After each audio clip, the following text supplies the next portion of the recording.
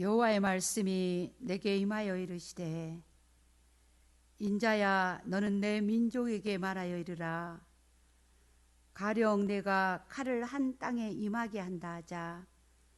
그 땅 백성이 자기들 가운데 하나를 택하여 파수꾼을 삼은 그 사람이 그 땅에 칼이 임함을 보고 나팔을 불어 백성에게 경고하되 그들이 나팔 소리를 듣고도 정신 차리지 아니하므로 그 임하는 칼에 제거함을 당하면 그 피가 자기의 머리로 돌아갈 것이라.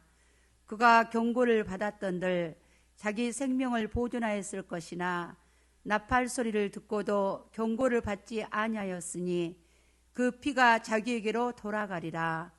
그러나 칼이 임함을 파수꾼이 보고도 나팔을 불지 아니하여 백성에게 경고하지 아니하므로 그 중에 한 사람이 그 임하는 칼에 제거당하면 그는 자기 죄악으로 말미암아 제거되려니와 그 죄는 내가 파수꾼의 손에서 찾으리라.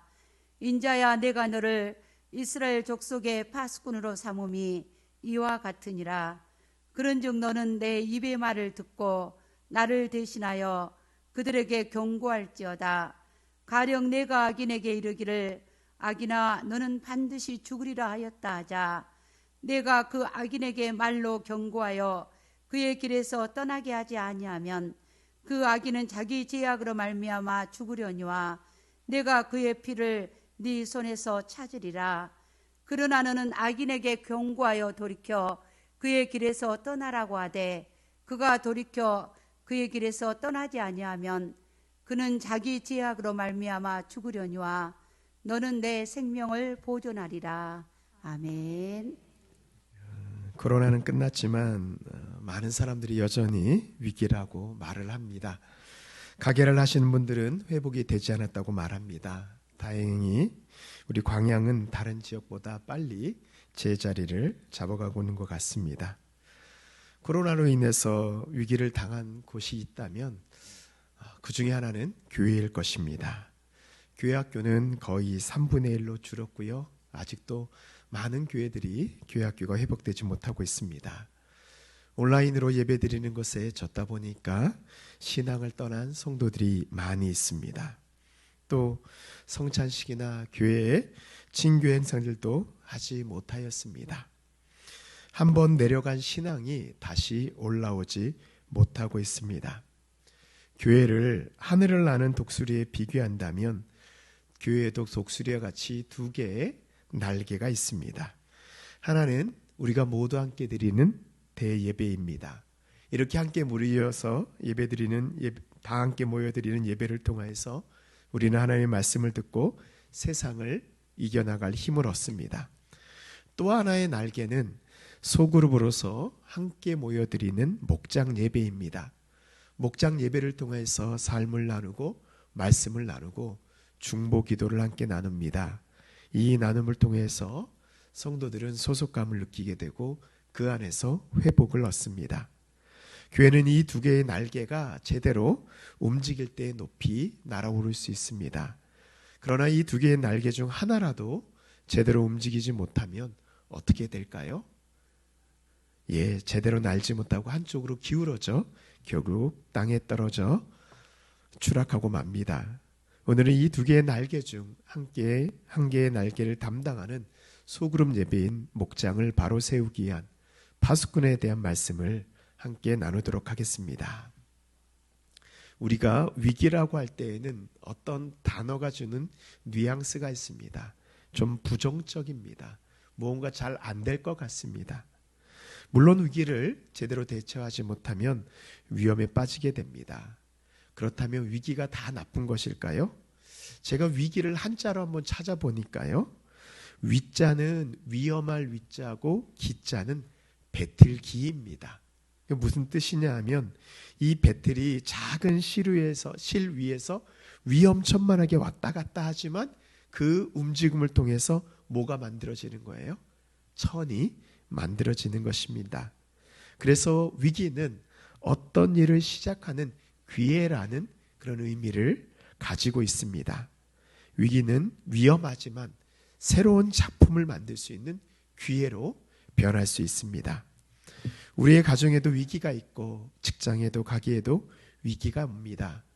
교회에도 위기가 있습니다. 우리의 신앙에도 위기가 올 수 있습니다. 이런 위기가 닥쳐올 때 우리는 어떻게 대처해야 될까요? 오늘 말씀을 통해서 위기를 기회로 바꾸시는 하나님의 음성을 듣는 우리 모든 성도님들 되시기를 바랍니다. 제 목소리가 테너에서 바리톤 베이스로 좀 변했습니다. 예, 제가 요즘 바리톤을 연습하고 있어서 이렇게 변한 거니까 이해해 주시기 바랍니다. 오늘 특송 들으면서 너무 감동이 됐습니다.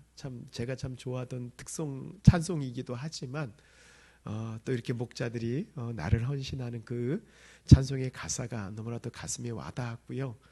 저는 또 우리 이세종 주의자님의 반주를 태어나서 처음 들어봤습니다. 클래스가 다르다라는 걸 또 한번 느낄 수 있었습니다. 너무나도 귀한 찬양 감사합니다. 오늘 우리가 함께 봉독한 에스겔서는요, 사실은 구약의 예언서 중에서 가장 어려운 예언서입니다. 그래서 이 에스겔서는 이 역사적인 배경을 이해해야지만 이 에스겔서가 말하는 내용을 우리가 깨달을 수 있습니다. 그래서 조금 어렵기는 하지만 에스겔서의 역사적 배경을 먼저 좀 살펴보도록 하겠습니다. 에스겔서의 배경은 지금으로부터 약 한 2700년 전 남유다의 상황입니다. 당시 고대의 패권을 차지하려는 강대국 사이에 이 유다가 끼어 있었습니다. 물고기 뱃속에 3일 동안 있다가 빠져나온 요나가 가서 말씀을 선포한 도시가 어디죠? 니느웨지요. 니느웨는 오랫동안 중동을 다스렸던 아수르의 수도입니다. 그런데 이 니느웨의 왕이었던 아수르바니팔이 갑자기 죽게 됩니다. 그래서 나라가 혼란에 빠지니까요, 이 아수르의 속국 가운데 하나였던 바벨론의 왕 나보팔라살이 니느웨를 공격하고 점령하여서 거대한 제국 아수르를 무너뜨리게 됩니다. 그래서 아수르가 무너지니까요, 이 국제 정세가 다 혼란에 빠지게 됩니다. 이런 상황 가운데 오늘 말씀의 주인공 에스겔이 제사장의 아들로 태어나게 됩니다. 아수르가 무너지게 되니까 아수르가 차지했던 땅들을 차지하기 위해서 신생국과 바벨론과 또 전통의 강국이었던 이집트가 함께 전쟁을 하게 됩니다. 첫 번째 전쟁은 주전 609년에 일어나게 되는데요. 이집트의 왕이었던, 애굽의 왕이었던 바로 느고가 엄청나게 많은 대군을 이끌고 이 전쟁을 하러 올라가게 됩니다. 근데 이 전쟁하러 올라가는 길목을 유다 작은 나라의 왕이었던 요시아가 그 길을 막게 됩니다. 그래서 무기또라는 곳에서 전쟁을 벌이게 되는데요. 이 전쟁에서 요시아 왕은 전사하게 되고 이 애굽은 이 갈그미스까지는 올라가게 되는데 거기서 바벨론과 전쟁을 하였지만 이미 유다와의 전쟁으로 인해서 힘이 빠졌기 때문에 바벨론을 이기지 못하고 그냥 내려오게 됩니다. 근데 이 내려오는 그래서요, 이 애굽의 바로 느고가 어땠어요? 자존심이 상한 거예요. 저 조그만 나라 유다 때문에 내가 전쟁에 이기지도 못하였다 생각해서 내려오는 길에 유다를 공격하게 됩니다. 그리고 유다 왕을 포로로 끌고 가게 되고 유다를 애굽의 속국으로 삼고 조공을 바치게 합니다. 지금까지 애굽과 이집트는요, 이 애굽과 이 유다는 상호주의 나라였습니다. 물론 강대국과 약소국이긴 하였지만 서로 존중하는데 이때부터 이제 유다는 애굽의 속국이 되게 됩니다. 그리고 이제 얼마 후 애굽과 바벨론의 2차 전쟁이 일어나게 됩니다. 이 세계사를 배울 때 아주 중요한 전쟁인데요. 주전 605년 갈그미스 전투입니다. 그런데 이 갈그미스 전투에서 바벨론이 애굽을 이기고 중동의 패권을 차지하게 됩니다. 그리고 이 일로 인해서, 이 전투로 인해서 애굽은 다시는 아프리카에서 나오지 못하고 그 안에만 갇혀 있게 됩니다. 전쟁에서 승리한 바벨론은 어떻게 했을까요? 이제 유다한테 얘기합니다. 너 이제부터 이집트 말 듣지 말고 우리 바벨론 말을 잘 들어야 돼 라고 하면서 이 유다를 바벨론의 속국을 갖고 조공을 바치게 합니다. 유다는 어떻게 되었어요? 바벨론과 애굽에 끼인 샌드위치가 되고 말았습니다. 근데 3년 정도 지나서요, 유다가 바벨론을 섬기다가 이집트와 함께 힘을 합쳐서 바벨론에 반항을 하게 됩니다. 반역을 합니다. 이에 확연한 바벨론의 왕 느부갓네살이 예루살렘을 공격합니다. 이 싸움에서 유다 왕 여호야김이 죽게 되고 여호야긴이 왕이 오르게 됩니다. 전쟁에서 이긴 이 느부갓네살 왕은요, 유다 왕이었던 여호야긴과 또 귀족들과 똑똑한 엘리트들을, 제사장들을 포로로 잡아가게 되는데, 이때 잡혀간 사람이 바로 에스겔 선지자입니다. 그리고 함께 끌려왔던 사람이 우리가 잘 알고 있는 다니엘과 세 친구가 바로 이때 끌려 바벨론의 포로로 갇히게 됩니다. 그리고 몇 년이 지나지 않아서 이제 느부갓네살은 예루살렘을 공격하여서 유다를 완전히 멸망시키고 유다 왕이었던 시드기야의 눈을 뽑고 선지자 예레미야를 포로로 끌고 갑니다. 이것이 바로 에스겔이 살았던 유다와 국제 정세입니다. 평화로웠던 나라 유다는요, 불과 30년 사이에 바벨론과 애굽 두 강대국이 전쟁의 소용돌이에 휘말려 속국이 되고 양쪽에 조공을 바치게 되고 왕은 5명이나 바뀌었습니다. 예루살렘이 무너지고 성전은 파괴가 되었습니다. 결국 하나님이 세우신 나라 이스라엘은 완전히 멸망하게 됩니다. 이 힘든 상황 가운데 이스라엘 사람들은 여호와 하나님에 대해서 신앙을 어떻게 지켰을까요? 어떤 마음을 가졌을까요? 이때까지만 해도요, 완전히 멸망당하기 전까지 예루살렘에 성전도 있었고 여전히 희생 제사도 드려졌습니다. 이스라엘 사람들은 하나님이 자신을 지켜줄 거라고 믿었습니다. 그런데 결국 유대 나라는 멸망하게 됩니다. 그러면 하나님이 지켜준다고 생각한 유다가 멸망한 이유가 무엇이었을까요? 바벨론이 힘이 세워서 유다를 멸망시켰을까요? 아닙니다. 성경은 그렇게 얘기하지 않습니다. 바벨론이 아무리 힘이 세워도 하나님이 함께 하시면 멸망하지 않았을 것입니다. 유다가 멸망한 것은 하나님의 심판으로 멸망하였습니다. 근데 백성들은 그것을 깨닫지 못해요. 우리가 아무리 잘못해도 우리가 하나님의 백성이니까 하나님이 지켜줄 것이라고 오판하였습니다. 지도자들은 타락하여서 백성의 어려움을 돌보지 않았습니다. 하나님을 온전히 섬기지 않고 숨어서 우상을 섬겼습니다. 신령한 제사를 드려지지 않았습니다. 성전은 낡아지고 무너지고 관리가 되지 않았습니다. 유다는 이 중한 죄로 인해서 심판을 받게 됩니다. 우리도 때로는 하나님에 대해서 이렇게 생각할 수 있습니다. 하나님 나를 사랑하시잖아요. 우리 가족 사랑하시잖아요. 우리 교회 사랑하시잖아요. 우리가 아무리 잘못해도 아무 일 없도록 하나님 지켜주시지 않을 건가요? 이것이 맞나요? 하나님은 사랑이십니다. 그러나 우리가 잘못했을 때 우리를 심판하시는 심판의 주입니다. 구약 성경의 사사기와 열왕기를 쭉 보면요, 이스라엘 백성을 심판하시는 하나님이 수없이 등장합니다. 우리가 신앙생활하면서 기억해야 되는 것은 우리가 잘못했을 때 하나님이 우리를 심판하신다는 것입니다.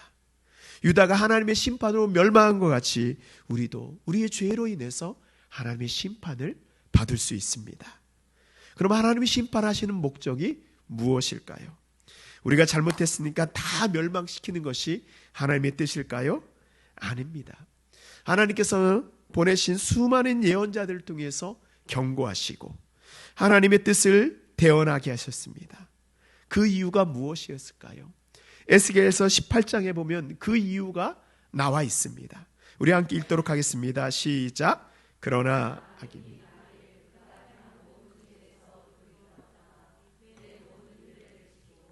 정의와 공의를 행하면 반드시 살고 죽지 아니할 것이라.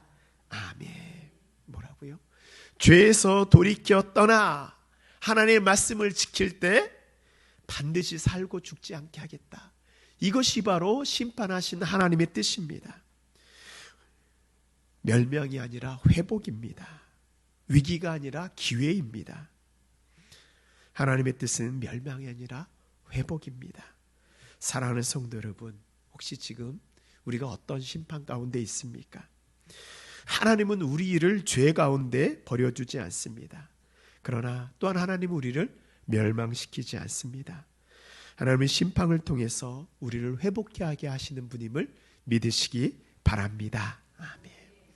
그럼 하나님께서는 이 심판과 회복을 위해서 누구를 사용하실까요?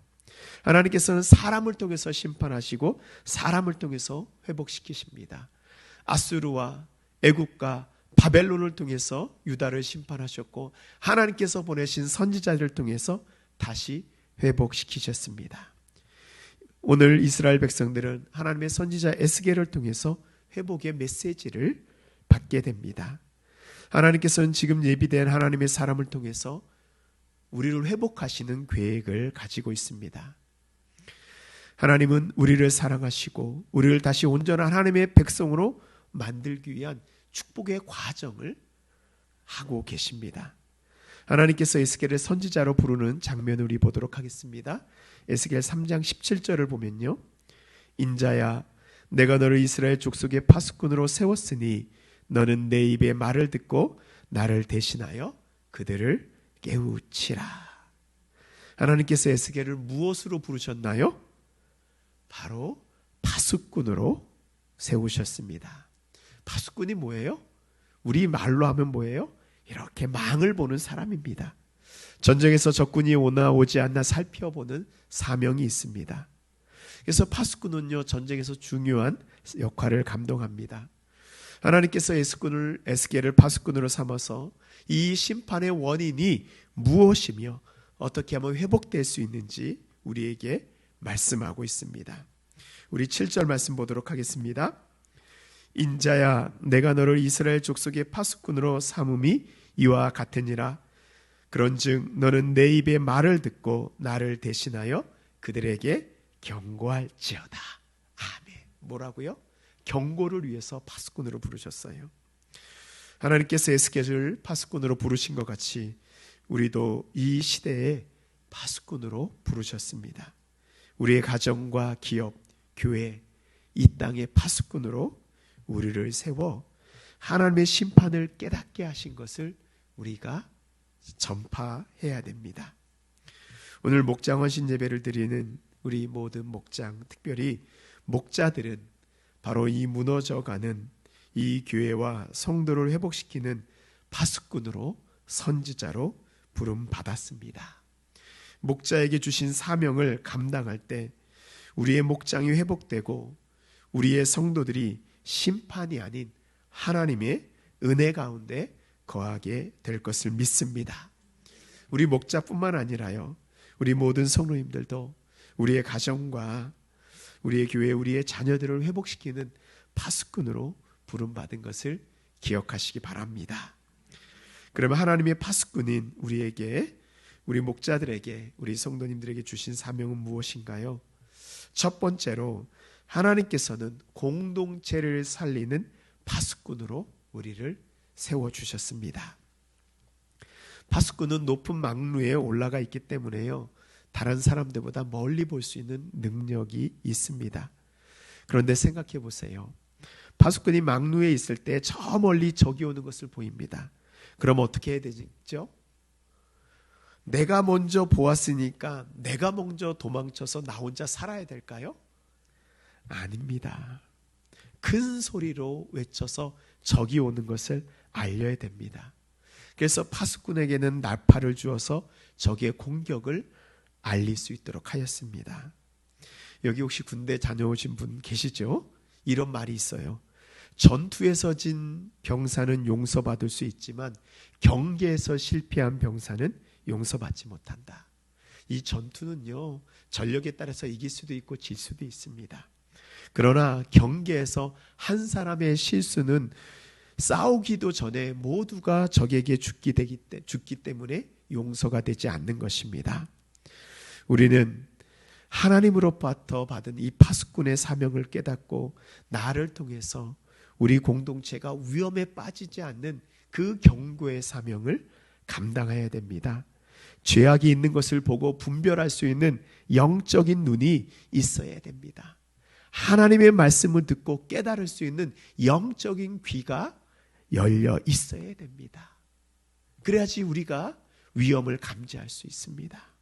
힘이 들더라도 새벽까지 졸지 않고 성실하게 사명을 감당하는 영적인 인내가 있어야 됩니다. 파수꾼이 나팔을 불었던 것 같이 내가 보고 들은 것을 전파할 수 있는, 선포할 수 있는 담대함이 있어야 됩니다. 그럴 때 우리 공동체가 안전할 수 있습니다. 파수꾼이 사명을 받았는데도 불구하고 그 사명을 감당하지 못하면 하나님께서 그 사명을 누구에게 물으시나요? 파수꾼에게 묻는다고 말씀하고 있습니다. 우리 6절 말씀 보면요, 그러나 칼이 임함을 파수꾼이 보고도 나팔을 불지 아니하여 백성에게 경고하지 아니하므로 그 중에 한 사람이 그 임하는 칼에 제거당하면 그는 자기 죄악으로 말미암아 제거되려니와 그 죄는 내가 파수꾼의 손에서 찾으리라. 두렵고 떨리는 말씀입니다. 목자들은 목원들에게 하나님께서 나에게 깨닫게 해주신 것을 담대히 전파할 수 있어야 돼요. 그리고 목원들은요, 목자들이 하는 이야기를 누구의 이야기로? 하나님께서 하시는 이야기로 들을 수 있는 마음이 있어야 됩니다. 내 가족이 죽는 것을 그대로 지켜볼 사람이 어디에 있겠습니까? 내 이웃이 멸망으로 가는 것을 그냥 보고 있어서는 안 됩니다. 제가 예전에 청년 사역을 할 때, 전도사 때의 일입니다. 수련회 때 기도해 주고 있는데요, 어느 한 청년이 자꾸 기도 가운데 죄악으로 가는 것을 하나님께서 제 마음 가운데 느끼게 해주셨어요. 그래서 그 청년을 붙잡고 열심히 기도해 주고 하나님께 기도하라 얘기하였습니다. 그리고 얼마 지나서 그 청년이 저를 찾아왔어요. 아, 전도사님, 그때는 무슨 말씀인지 몰랐는데 이제는 깨달았습니다. 그리고 그 청년이 죄에서 돌이켜서 회복이 되었습니다. 목회를 하면서요, 좋은 일은 칭찬하는 거예요. 신이 나는 일입니다. 잘했다고 칭찬하는 것. 그러나 목회를 하면서 어려운 일이 있어요. 뭐예요? 잘못된 죄에 대해서 돌이키라는 권면입니다. 그런데 참 목자는요, 칭찬도 잘해야 되지만 권면을 잘해야 됩니다. 때로는 우리를 회복시키는 말씀은 듣기가 어렵습니다. 말하기도 어렵습니다. 그러나 우리를 살리는 말씀은 우리의 부족함을 지적해주고 우리가 잘못한 것을 깨닫게 해주는 파수꾼의 외침인 것을 믿으시기 바랍니다. 아멘. 목자로 부르심을 받은 여러분, 이 땅의 파수꾼인 여러분의 선포를 통하여서 여러분의 목장이, 여러분의 목원들이 죄악된 길에서 돌이켜 하나님이 보내신 의의 길을 가게 될 것을 믿습니다. 아멘. 두 번째로, 무너진 곳을 지키는 거룩한 파수꾼이 되어야 됩니다. 하나님께서 에스겔을 부르시고 예루살렘 성을 심판하실 것을 알려주면서 이렇게 말씀하십니다. 에스겔 22장 30절에 보면요, 이 땅을 위하여 성을 쌓으며 성 무너진 데를 막아서서 나로 하여금 멸망하지 못하게 할 사람을 내가 그 가운데서 찾다가 찾지 못하였으므로. 하나님의 안타까운 마음이 느껴지지 않으세요? 지금 예루살렘이 무너지려고 하는데 그 무너진 것을 막아설 사람, 그 한 사람을 하나님께서 찾는데 뭐예요? 찾지 못하셨다는 거예요. 그 한 사람이 없어서 예루살렘 성이 무너졌다는 하나님의 한탄입니다. 하나님께서 유다를 심판하려고 하는데 아무도 그 무너진 성을 다시 쌓고 지키는 사람을 찾지 못해 예루살렘을 심판하신다는 하나님의 절규입니다. 예전에 소돔과 고모라 성을 심판하실 때 하나님께서 의인 10명만 있어도 멸망시키지 않다고 하셨습니다. 그러나 지금은 예루살렘에서 의인 10명이 아니고 단 한 명을 찾지 못하셨다고 하나님 한탄하십니다. 우리는 이 무너져가는 성을 지키는 그 한 사람, 영적인 파수꾼이 되어야 됩니다. 한 사람만 바로 서 있으면요, 그 공동체를 지킬 수 있습니다. 저는 목회를 하면서, 우리 청년 사역을 하면서 그런 것들을 수없이 보았습니다. 한 사람만 살고 있으면요, 그 속으로 공동체가 살아납니다. 그런데 그 한 사람이 없습니다. 그 한 사람이 되는 것, 무너져가는 성을 지키는 파수꾼은 순결한 파수꾼입니다.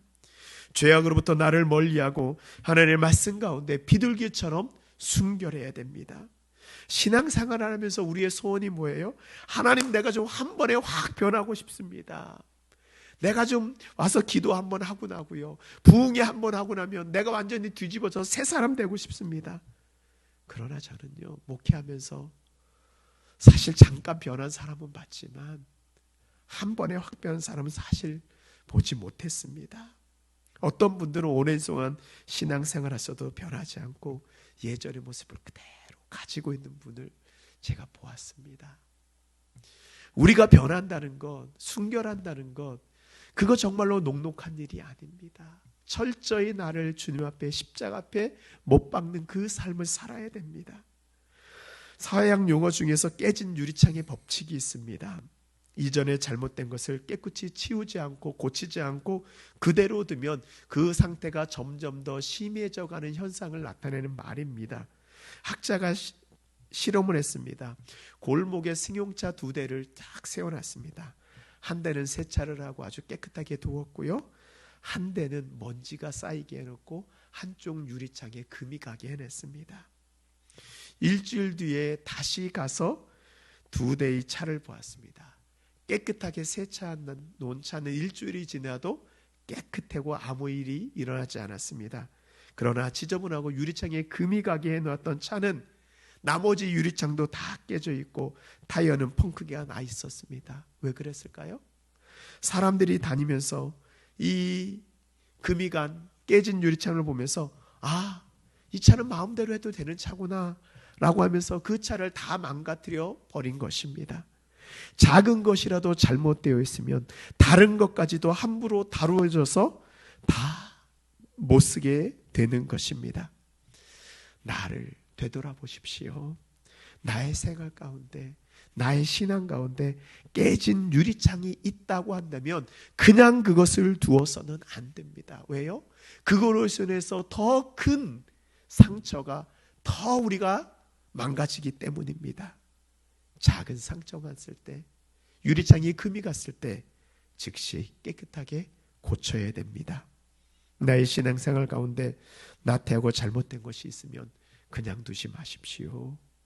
요즘 기독교의 흐름 가운데 하나님을 너무 가볍게 생각하는 흐름이 있습니다. 하나님이 친하고 하나님이 가까운 것은, 그것을 강조하는 것은 좋은데 하나님이 옆집 아저씨와 같이 생각하는 거예요. 예배를 드리는 데 있어서 하나님을 경외하고 두려워하지 않습니다. 예배 시간 동안에 하나님을 집중하지 않고 딴 생각합니다. 예배를 경외히 여깁니다. 예배를 드리면 좋고 안 주면 왠지 찝찝하고 기도하지 않아도 하루를 살아도 아무런 느낌이 없어요. 우리 안에 신앙의 깨진 유리창입니다. 매일 나를 돌아보고 고쳐야 됩니다. 어떻게 하면 내가 더 하나님 앞에 경건할 수 있을까? 어떻게 하면 예배를 좀 더 제대로 드릴 수 있을까? 기도 가운데 하나님을 더 깊이 만날 수 있을까? 우리의 무너진 곳, 우리의 깨어진 것을 다시 세우게 될 때 우리가 거룩한 파수꾼으로 서게 되고 우리가 있는 그곳에서 놀라운 하나님의 회복의 역사가 일어나게 될 것을 믿습니다. 마지막으로 파수꾼은 세상에서 외면받을 수 있지만 하나님이 주신 힘으로 담대할 수 있습니다. 우리는 이 에스겔서를 읽어보면 에스겔이 참 멋진 선지자 같아요. 에스겔이 하나님을 만나는 장면을 보면요, 폭풍과 번개 속에서 하나님을 만납니다. 너무 멋지잖아요. 그리고 하나님의 영광을 드러내는 4가지 생물, 이 에스겔 1장부터 3절까지 3장까지 보시면 그 4가지 생물의 환상을 보면서 에스겔이 뭐예요? 부름을 받습니다. 정말로 선지자 중에서 제가 보기에는 모세보다 더 멋지게 부름을 받는 것 같아요. 그런데 에스겔의 선지자 삶은 그렇지 못했습니다. 멋지지 않았습니다. 하나님께서는 에스겔의 행동을 통하여 하나님의 심판의 메시지를 전하게 하셨는데요, 포로가 될 것을 상징하면서 에스겔에게 말을 하지 못하게 합니다. 선지자가 말을 하지 못하면 어떻게 되나요? 답답해서 견딜 수가 없잖아요. 또 하나님께서 뭐라고 하냐면 에스겔 너는 이제부터 하루에 한 끼만 먹어라 라고 굶게 합니다. 멋져야 될 선지자가 빼빼 마릅니다. 에스겔에게 얘기합니다. 너는 이제부터 한쪽으로 누워서 잠을 자라. 길거리에서 알몸으로 있어라. 당시에게 불결하게 여기던 이 똥이 있거든요. 그 똥을 가지고 불을 피워서 밥을 지어 먹게 합니다. 머리와 수염을 반반씩 자르게 합니다. 지금 아무리 생각해봐도 에스겔이 정상인으로 보이지 않습니다. 선지자의 생활이 멋진 것이 아니라 사람들에게 이상하다고 손가락질 받고 놀림을 받는 대상이 되었습니다. 이렇게 힘든 사역을 할 때 에스겔 안에 얼마나 많은 번민과 후회가 있었을까요? 내가 그까지 멋있는 영광 차라리 안 보고 말면 되지. 내가 하나님 부름 받았는데 지금 내 생활은, 이 선지자의 삶은 너무나도 비참한 것입니다. 우리가 목자로 파수꾼의 사명을 감당할 때도 이런 대접을 받을 때가 있습니다. 이상하게 취급을 받을 수 있습니다. 적당히 좀 하시죠 라는 말을 들을 수도 있습니다. 그러나 이것이 하나님 앞에서 가장 존귀한 모습입니다. 에스겔의 이름의 뜻은 하나님이 힘을 주신다는 거예요. 다른 것으로부터 힘을 얻는 것이 아니고 하나님이 주시는 힘으로 감당했습니다. 다윗은 위기 가운데 이렇게 고백했습니다. 시편 3편 6절에 보면요, 천만인이 나를 애워싸 진친다 하여도 나는 두려워하지 아니하리이다. 하나님이 주신 힘으로 두려워하지 않는 것입니다. 하나님이 나와 함께 하시면 수많은 사람들의 비난과 수많은 사람들이 나를 공격할지라도 담대할 수 있습니다. 그래서 파수꾼은요, 목자는요, 사명자는요, 내 힘으로 감당하는 것이 아니에요. 성령님이 주신 힘으로 감당하신 것입니다. 하나님이 우리를 목자로 부르셨고 이 사명을 감당할 수 있는 힘을 이미 우리에게 주신 것을 믿으시기 바랍니다. 아멘. 그래요, 하나님의 파수꾼은 세상이 보기에는 좀 이상합니다. 내 것을 가지고 다른 사람을 섬깁니다. 내 시간을 들여서 다른 사람을 찾아갑니다. 아무것도 받지 않았는데 다 주면서 고맙고 감사하다고 합니다. 사람들은 우리를 보고 미쳤다라고 얘기를 합니다. 사도 바울은 아그리빠 왕에서 너의 믿음이 너를 미치게 했다는 말을 들었습니다. 그러나 사도 바울은 그 말을 가장 영광으로 여겼습니다. 하나님께서 여러분을 목장의 파수꾼으로, 여러분들을 가정의 파수꾼으로, 교회의 파수꾼으로 세워주신 사명이 무엇인가요? 우리 주위에 있는 사망의 그들에 앉아 하나님께 나아가지 못하는 이들을 찾아가십시오. 그리고 그들에게 하나님의 마음과 하나님의 말씀을 선포하시기 바랍니다. 우리 11절 말씀 함께 읽도록 하겠습니다. 시작. 너는 그들에게 말하라. 주 여호와의 말씀이니라.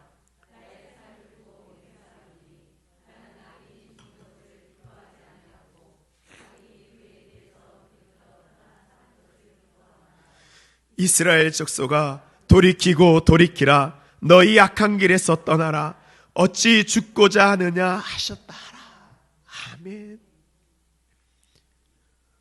이 하나님의 말씀을 우리가 가서 전하고 선포할 때 우리의 선포를 듣고 많은 이들이 그 저주와 악한 길에서 떠나 주님께 돌아오는 놀라운 역사가 일어나게 됩니다. 여러분의 선포를 통해서 목장이 살아나고 회복될 것입니다. 이 일을 위해서 우리를 목장의 파수꾼으로, 우리 교회의 파수꾼으로 세워주셨습니다. 우리가 이 귀한 사명 감당할 때 우리 목장이 다시 회복되고 성도들이 살아나고 우리의 가정이 살아나고 우리의 자녀들이 회복되는 놀라운 역사가 일어날 것을 믿습니다. 아멘. 이제는 우리를 죄에서 구원하여 주신 예수 그리스도의 크신 은혜와 우리를 위해서 하나님의 파수꾼을 예비해 주시고 우리를 심판이 아닌 회복으로 인도하여 주시는 아버지 하나님의 그 극진하신 사랑하심과 우리가 파수꾼의 사명 감당할 수 있도록 우리에게 힘과 능력을 도와여 주시는 성령님의 교통교제 역사 인도하심이 이제는 공동체를 지키는 한 사람의 파수꾼이 되어서 하나님의 나라와 하나님의 교회와 하나님의 가정을 지키기로 다짐하는 오늘 헌신 예배 드리는 모든 목장 위에, 우리 파수꾼의 사명을 받은 목자 위에, 또한 하나님께서 세워주신 귀한 공동체 위에, 하나님께서 우리에게 주신 가정과 자녀 위에, 하나님이 복을 허락하여 주신 기업과 일터와 학업 위에, 주님의 몸된 동신 공동체 위에 이제부터 영원토록 함께 하시기를 간절히 축원하옵나이다. 아멘.